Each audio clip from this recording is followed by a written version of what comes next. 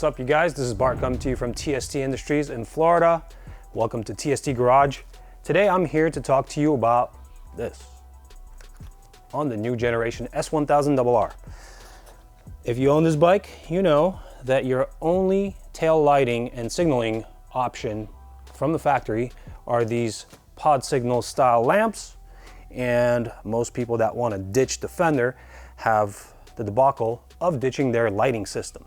Now there are already some technologies on the market that have solved for this. They are integrated, the taillight is integrated with the fender illuminator.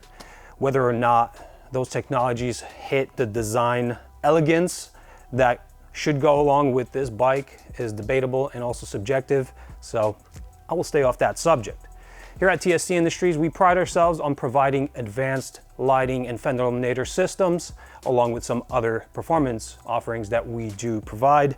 So I thought this would be a perfect challenge for us to show our prowess. Now we've done this sort of thing on the second generation 600RR, where the fender comes off, you have no tail light. We hit that on the nose and make that congruent with the body styling of the bike. I thought that for this particular bike, we could do something really special. Now, we've launched our Echo signals a while ago, and for those signals, we've developed special, tiny little, very high power LEDs that are pulse width modulated and fire through a really intricate lens array. And I thought if we were just to reuse those emitters in a very cool body that fits somewhere on this bike that looks natural, such as this capsule here, then we can have a really powerful light output. Now, this is just one side. The entire bike will receive 6 emitters. They are spread on different axes to produce a very wide cone of light from these tiny little emitters. We've developed it to fit right in with no modification to the bike. Remove this fastener. This entire geometry of the capsule here fits within this pocket and then just fastens through the top.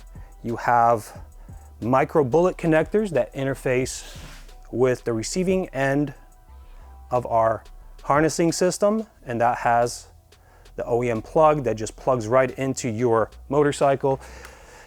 The reason why we chose these connectors is because we have to feed through a fine tiny little hole, and we couldn't get away with just using that giant connector that comes from the factory. So a little parameter here that I wanted to explain. Now, at the shooting of this video, these are not finalized. What you see here is one of our prototypes. They are functional, they fit in, they can actually withstand being on the motorcycle during riding, but we're not ready to launch them just yet. This is a coming soon video.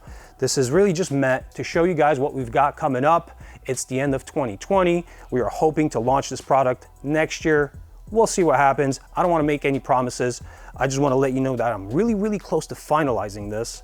And when we do finalize it, we'll post that on our website. If you go to tstindustries.com, we actually have a sign up for a newsletter on this product. If you go to the product page for this particular product, drop your email in there. We won't spam you. We'll just notify you when there's some update to this product. So I invite you to check that out. For now, I really just wanted to leave you guys with seeing just how easy it'll be to mount these on the bike. For the purpose, I already removed the side panel here, and we've also already swapped to our undertail setup, our undertail closeout setup, along with our low mount license plate mount and our license plate light. These are different installations that we do have videos for. You can check them out on our YouTube channel or our website.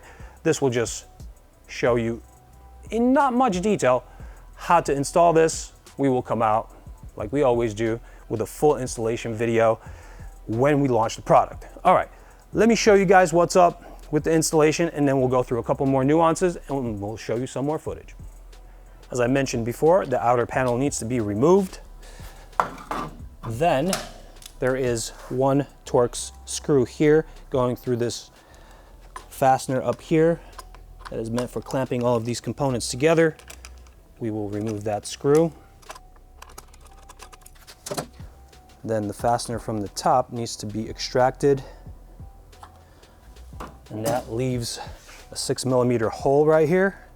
We will feed the leads from tail light through that hole up to the top and seat our lamp in there and carefully push through the threads from our fastener. Then we will use the provided washer, slip that over, and then the provided nut. Now the nut will have to go through each of these connectors separately. Then we carefully advance the nut to the thread. Start the thread by hand. This is a locking nut. It is meant to not vibrate off, so you'll find some resistance. And then you use a 10mm open-ended wrench to bottom that out. Now there is a tiny little bit of play side to side, so you want to make sure that you don't produce gaps as you're tightening down. So hold it in place where it looks good, tighten it down until you meet resistance at the bottom, and that's pretty much it on the mechanical side of the connection. Now our harness is figured out in a way that it's really self-explanatory. There's only one way to plug it in. We have male, female, male, female. You couple those up. Before you do that, you will put the heat shrink on. This will be necessary to insulate the connection. You plug all that together. Get these guys on. Make sure no conductor is showing through. And then using a heat gun, you'll heat shrink that. You could also use some other heat source like a lighter or something. And then you'll grab the bike's plug, snap it together, and then figure out your wire routing. There's actually a clip for this connector here, so you'll get that in there. And I suggest zip tying all this extra wire against the subframe, and then you'll be good to go. And as always, after you've made a connection to a component, you want to make sure you test it for proper function.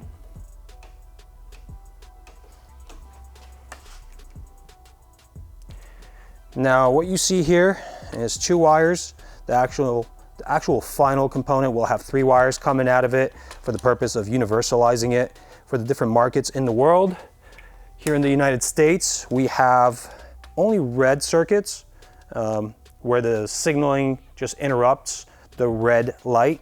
And in Europe, I know we have an actual amber circuit that comes on. So we will make sure that every lamp set is universal to the world. It's just a different means of connection here, or different scheme of connection. You'll just be provided with instructions that make it work for your bike.